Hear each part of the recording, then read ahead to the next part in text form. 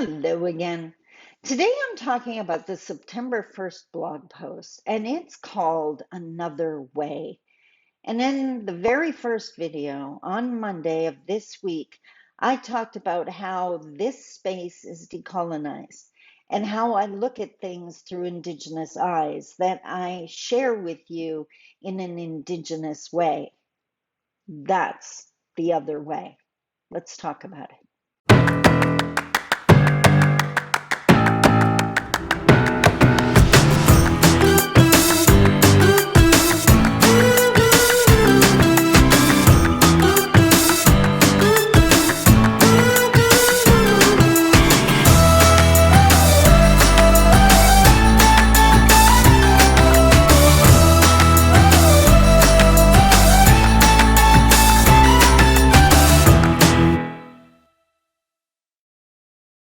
Bonjour, Mishko Paganon, Quainadishnakas Mandodam.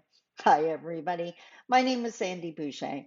I'm Red Thunderbolt Woman of the Loon Clan, a proud member of Seine River First Nation in Treaty 3 territory in Northern Ontario.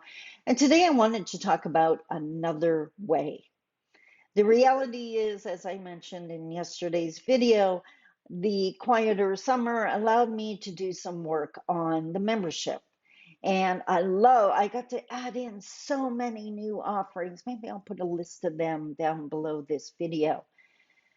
But as I was putting the things into the membership, remember, decolonizing is like a conscious effort to make sure that we're not giving in to the pressures of the colonized world that is Canada.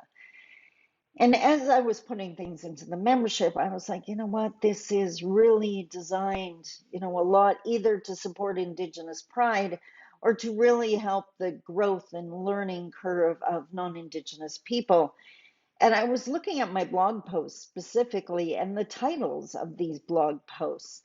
And it really alludes to the theme of the blog post, obviously. Like, I'm an author, that makes sense to me, but they don't refer to the actual fact, like the 3 steps to do this or the 2 steps to do that.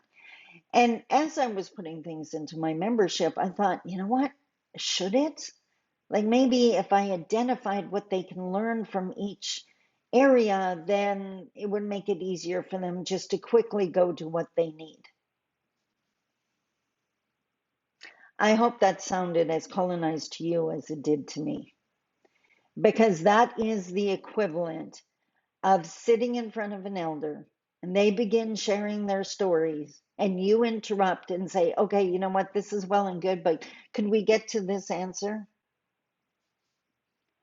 My membership program, these videos, and my work is all about how to learn how you can engage with Indigenous people in a respectful way. And bringing that colonial, let's get to the point attitude is not going to help when you're speaking to a storyteller. Now, there are some people that are just as blunt as you. I definitely can be that person. But if an elder is sharing a story, and this is a stereotype that mainstream believes when we start telling a story that we've gone off on a tangent, and that is not true. It is a difference in education style. This is covered in my membership. If you listen to the story, the answer to your question is in the story. We're just not that. That's not how we educate people. We teach our youth to listen, to find the answers for themselves, which is so much more empowering than just having the answer dictated to you. One promotes a belief in self. The second promotes a belief in whoever gave you the answer. So it's a huge part of our healing, and it's part of the respect we need from non-Indigenous people. So my blog posts will continue to have titles like titles to an amazing mini book. And they are not going to be that blatant step 1, 2, 3.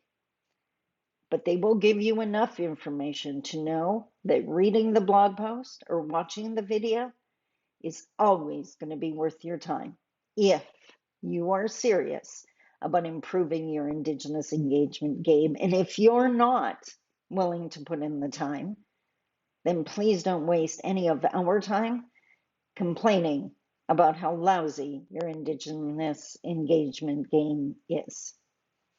Does that make sense? There's two sides to this feather. The problem is not solely on the Indigenous side. That would be a stereotype that you have to unpack. I hope this week really helped you on your reconciliation journey. I can't wait to see you next week. Enjoy your weekend. I love you. Take care. Bye bye.